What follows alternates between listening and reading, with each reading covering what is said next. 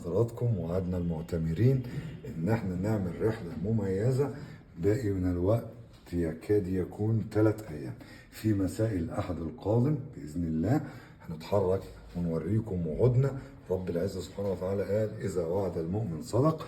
احنا وعدنا المتابعين بتوعنا كلهم، سواء اللي جايين معانا باذن الله او اللي ربنا ما كتب لهمش نصيب المرة دي، ان احنا نعمل اقوى رحلة عمرة في مصر.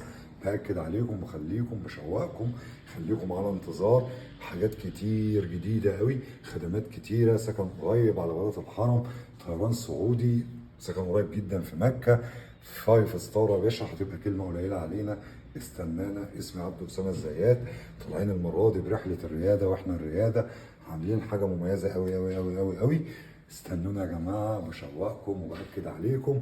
الرحله دي رحله عمره مختلفه كليا، شكلا ومضمونا وخدماتا وكافه شيء. نسال الله سبحانه وتعالى السلامه، ونساله القبول، ونسالكم المتابعه. وانتظرونا. عبد اسامه الزهاد. سلام الله عليكم.